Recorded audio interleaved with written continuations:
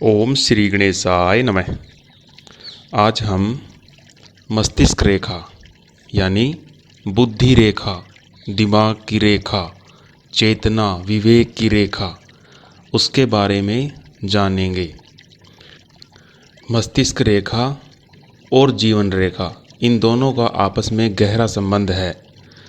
दिमाग ही एक ऐसी चीज़ है जो इंसान को जानवर से अलग करती है। बिना दिमाग वाले इंसान को हम अक्सर जानवर कह देते हैं। इंसान जो भी ज़िंदगी भर काम करता है, अपने निर्णय लेता है, वह मस्तिष्क के अनुसार ही लेता है। बिना बुद्धि के मानव को जाहिल, गंवार कहा जाता है। इसलिए हस्तरेखा में मस्तिष्क रेखा का देखना अत्यंत ज़रूरी है।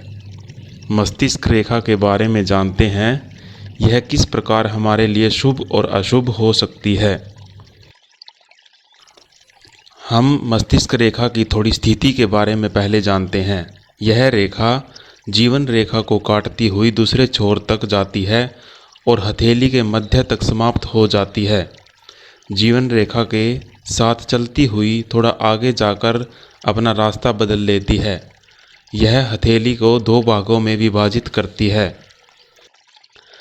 अगर मस्तिष्क रेखा से कोई पतली रेखा गुरु पर्वत की तरफ जा रही हो तो ऐसा व्यक्ति अत्यंत बुद्धिमान और कार्यकुशलता वाला होता है।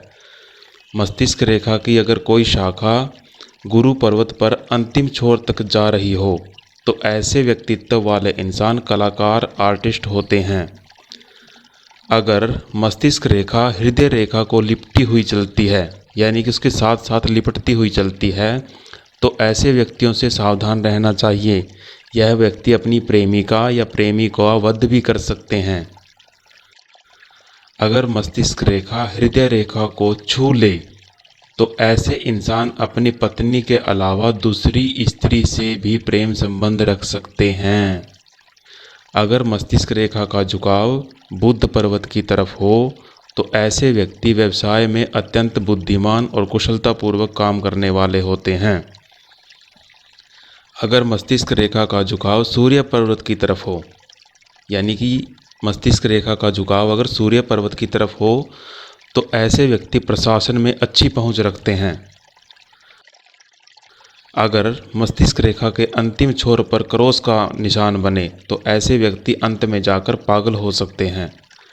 यदि मस्तिष्क रेखा के अंत में त्रिकोण का निशान बने तो ऐसे व्यक्ति से सावधान, ऐसे व्यक्ति हत्यारे भी हो सकते हैं।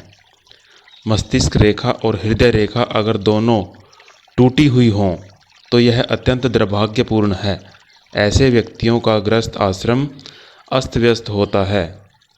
तो आज हमने ये थोड़ा सा कुछ मस्तिष्क रेखा के बारे में अध्ययन किया। आशा है कि आपको पसंद आएगा।